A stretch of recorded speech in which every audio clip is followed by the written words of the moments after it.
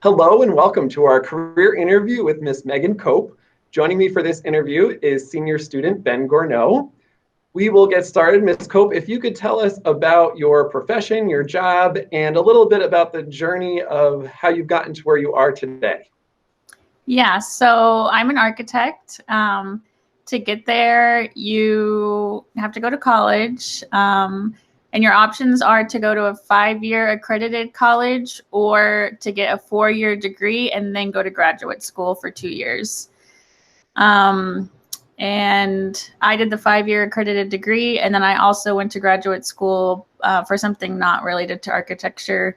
I got my master's of fine arts, and then I worked in exhibition design for a while, and now I'm back being an architect.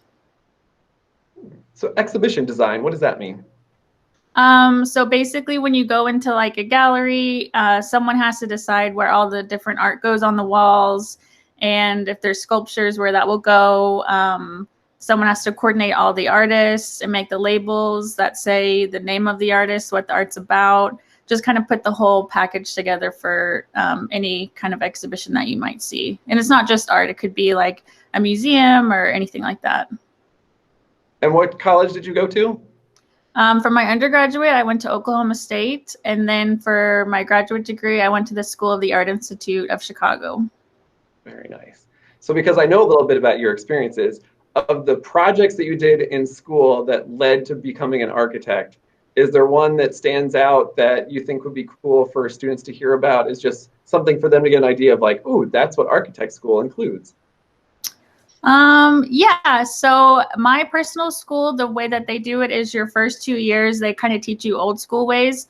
So you do a lot of model building, kind of more like fun design stuff, and then like hands-on. And then your next 3 years of school is more like learning about computers and kind of teaching you like more what you'll encounter whenever you actually graduate and become an architect full time. Nice. So projects that you do in your first 2 years are the fun ones that, your professor comes and like rips it apart, and you throw different construction paper together and cardboard and plaster and that kind of stuff. Awesome. So with your current job that you have, tell us about what a typical day is like. What are the things that you're working on? What does that look like for you? Yeah, so basically most architecture firms use what's called Revit. It's a computer software by Autodesk, which is the same people who make AutoCAD, which is kind of what engineers use. And so how it works is it's like this really, your project lives in the cloud, and everyone who's working or touching on my building or my site or my project, we all work real time. So depending on your rank and where you are at in the firm and just in your career, you might be doing more basic stuff like, I don't know, there's a lot that goes into architecture, but kind of making your sheets or your drawings, or moving parking spaces around, or making railings, or working on the roof that day, or just labeling stuff. And then if you're kind of higher up that you go, you kind of do less and less work in this program every day. You do more kind of like managerial project management stuff. So for me, I'm lower on the totem pole. So I kind of do the more boring stuff right now. That's honest truth. That's what that is, right, Ms. Cope? Yeah. What do you love most about your job? I think architecture is really fun because it is so tangible. I think it's really fun to be building spaces that I know people are going to someday inhabit. Whenever I kind of left architecture to go get my graduate degree and did the art stuff for a while, that's definitely what I missed most about it, was just feeling like what I was doing every day is going to really, hopefully change someone's life for the better.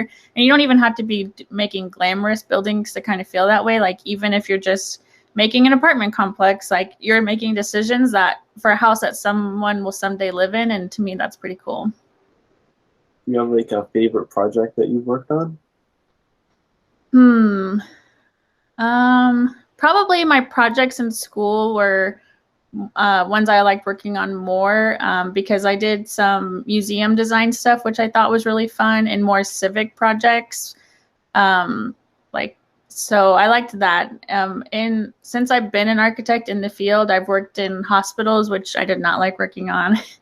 And then right now I work at a multifamily housing firm. So that's pretty fun. Like I said, like designing apartments and stuff.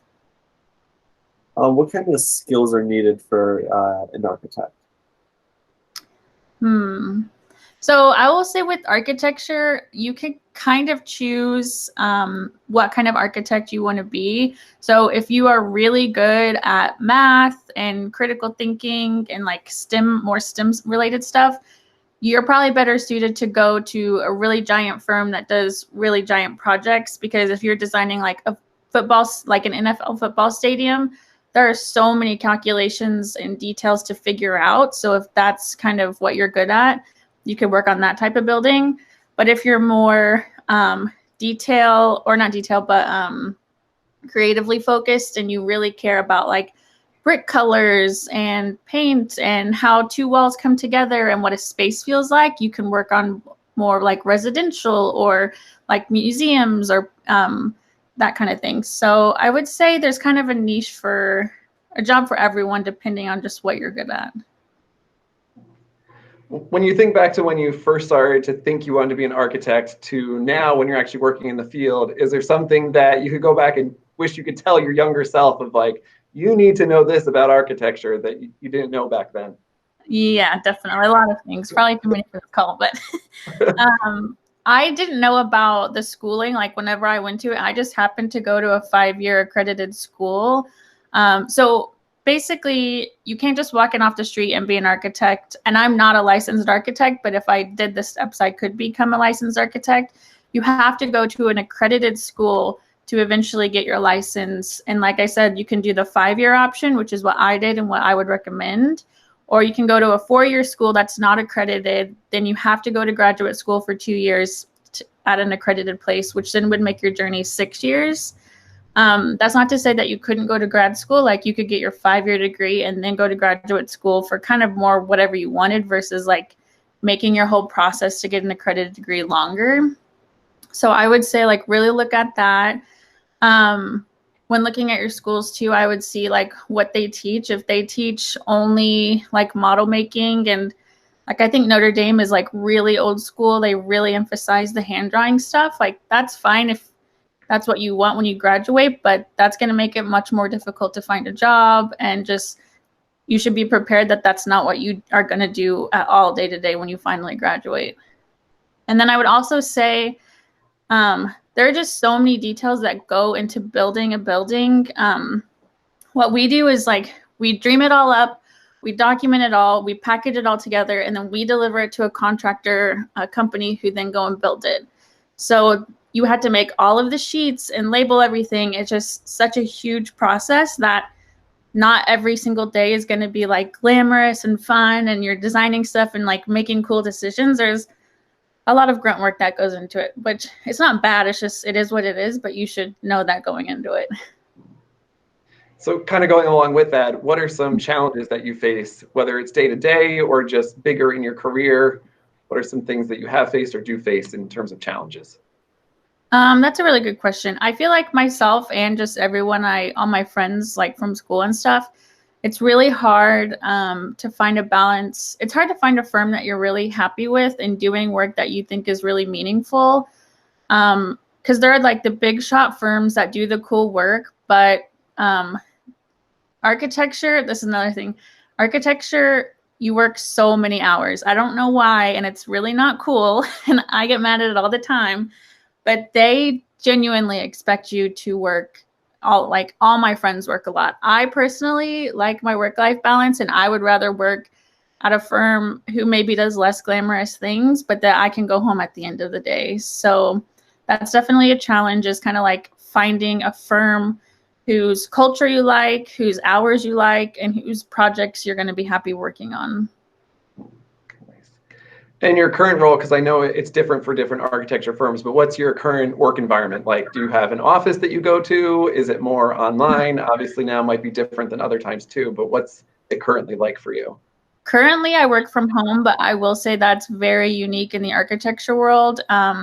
It's definitely just because of COVID, and since my personal firm since they went working from home, it really worked for them and they were okay with that. But all of my friends who are architects, all of their firms are pretty heavily pushing back to get people in office. Another thing about my firm, it's split up to like the people who make the drawings, and then they hand it off to the construction administrative team, who then helps architects have to help transition until the building is fully built, because the contractors will like look at what we've drawn up and they'll be like, I don't know what this means. So they continually back and forth like ask us like, what were you trying to do here? What are we supposed to build?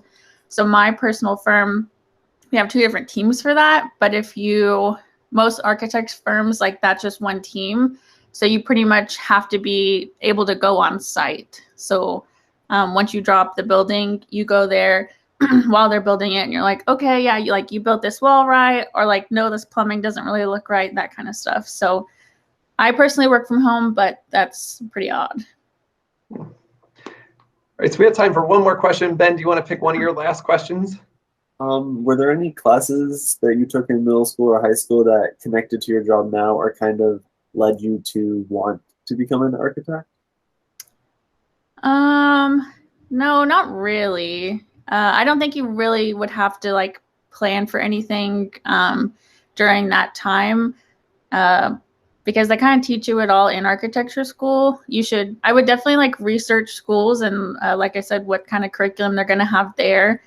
You do have to take, I guess you should be pretty good at math, because you have to take through Calc 1, Physics 1, Statics. Actually, now I think about it, there are a lot of math classes that were pretty hard, that are kind of like more engineering based.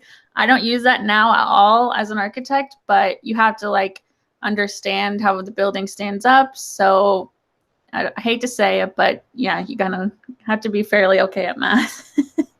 I don't want to discourage anyone, but yeah. Excellent.